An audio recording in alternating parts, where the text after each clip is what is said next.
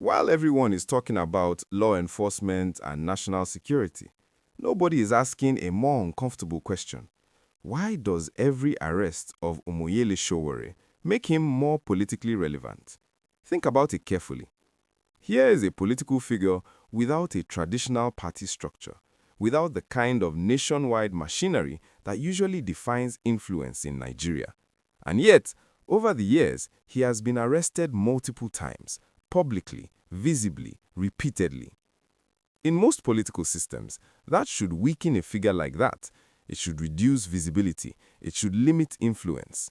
But in this case, the opposite keeps happening. Each arrest seems to increase his visibility, strengthen his symbolic position, and expand his recognition, especially among younger Nigerians. So the real question is not just about Sowore. The real question is this: what exactly is the system missing or underestimating? Before we go further, if you're new here, Naija Update 24/7 exists for one reason: to give every Nigerian, wherever you are, whatever region you're from, the political analysis that mainstream media won't touch. Hit subscribe and stay with me. This gets deeper. Now, to understand this pattern, we need to start with what is actually happening on the surface. Over time, there has been a recurring cycle involving Sowore. It often begins with some form of protest activity, a public statement, or a call for civil resistance. That action is then interpreted as crossing a legal or security threshold. Security agencies step in, typically under the justification of maintaining public order or national stability. From there, the sequence becomes familiar. There is an arrest, public attention spikes, legal debates begin, civil society reacts. Then at some point, there is either a release or a reduction in pressure. And then something interesting happens. Instead of fading out of relevance, Sowore re-emerges with even greater visibility than before. To understand why, you have to consider his background. He is not just a political candidate. He is also the founder of Sahara Reporters, a platform that has historically positioned itself against corruption and institutional opacity. He also ran in the 2019 presidential election under the African Action Congress, framing himself as an outsider challenging the political establishment. So this is not a new conflict. It is a continuation of a long-standing tension between activist politics and institutional authority. But here is where the pattern becomes more significant. Each time the cycle repeats, arrest, backlash, release, the outcome is not neutral.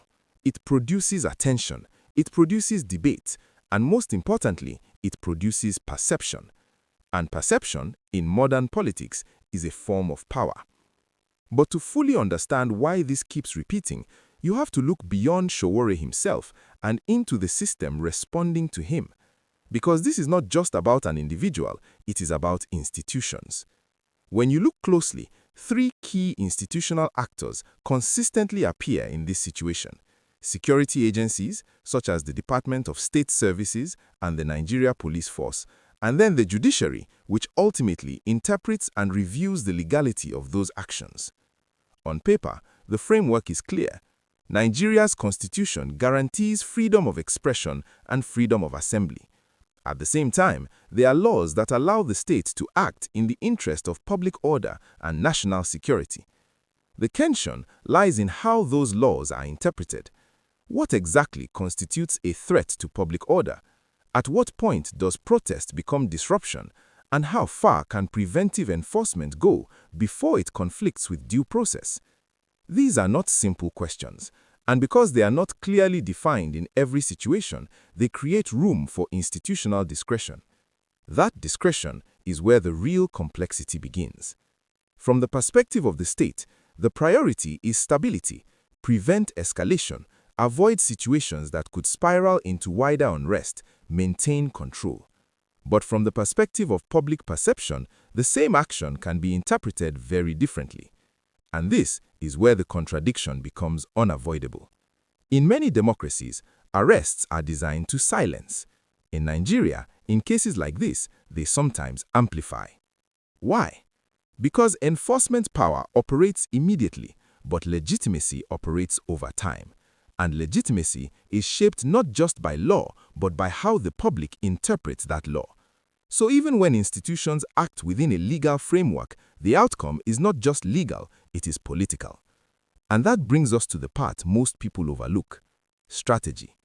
Because if the law explains how this happens, it still doesn't explain why it keeps backfiring politically. To understand that, you have to look who benefits and who doesn't.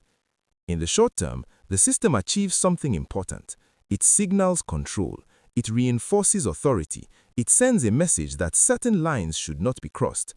But in the long term, the effect becomes less predictable. Because every high-profile confrontation creates visibility. And visibility, especially in today's digital environment, converts into influence. For Sowore, this means something very specific. Each confrontation strengthens his identity as an anti-establishment figure. It reinforces his credibility among those who already distrust traditional political structures, and it elevates him symbolically, even if it does not immediately translate into electoral power. At the same time, other political actors face a different kind of risk. Established opposition figures, those operating within traditional party systems, can become overshadowed, not because they lack structure, but because they lack the same level of attention. And institutions themselves face a perception challenge, because repeated enforcement, even if legal, can begin to look like overreach, especially to a population that is already sensitive to issues of accountability. Now, if what I just told you surprises you, drop a comment below. I want to know what you think before we get to the part that changes everything. Here is the deeper layer. The system may not be trying to make him stronger, but its response structure might be doing exactly that. Because in today's political environment, visibility combined with perceived injustice creates something powerful. It creates political capital, and that explains the pattern. It is not just about arrests. It is about how those arrests are seen, shared, and interpreted. But at this point, the conversation shifts, because this is no longer just about one individual. The bigger question is what this pattern means for Nigeria as a whole. When situations like this repeat over time, they begin to influence how citizens relate to the state itself. At the federal level, it raises questions about balance, how central authority interacts with public dissent, how far enforcement can go without creating unintended consequences. Economically, perception matters. Investor confidence is not based only on stability, it is based on how predictable and transparent the system appears. And when political tensions become recurring, that perception can shift. Socially, there is another layer. If not carefully managed, narratives around activism can begin to take on regional or sectional interpretations. And in a country as diverse as Nigeria, that is a risk that cannot be ignored. Then there is security, because there is always a delicate balance between preventing unrest and unintentionally encouraging more of it. Excessive pressure can sometimes push movements underground or make them more resilient. And this leads to a critical realization. What looks like a small political conflict can quietly reshape how millions of Nigerians relate to the state. But this does not stop at Nigeria's borders, because increasingly, these dynamics are being observed internationally. Western governments tend to frame these situations through the lens of human rights and democratic norms. Nigeria, as Africa's largest democracy, operates under a certain level of global expectation. At the same time, the country must balance that with sovereignty, its right to manage internal affairs without external interference. Then there is the diaspora. Nigerians in the UK, the US, and other parts of the world often engage with these issues differently. They are more exposed to protest cultures in other democracies, they are more active on digital platforms, and they play a role in amplifying narratives back home. And that amplification matters, because international attention can extend the influence of local political actors far beyond national boundaries. That is why this pattern is not isolated. It reflects a broader global trend, the rise of outsider figures who challenge institutions and the increasing role of digital platforms in shaping political relevance. Now, of course, there are strong counter-arguments. Some will say law enforcement is simply doing its job. Others will argue that activism without structure cannot translate into governance. And there are those who believe media attention exaggerates Sowore's actual influence. These are valid points, but they can also be incomplete, because focusing only on the individual misses the larger issue, the system dynamics at play. This is not just about one activist. It is about how authority, civil liberties, and dissent interact in a modern democracy.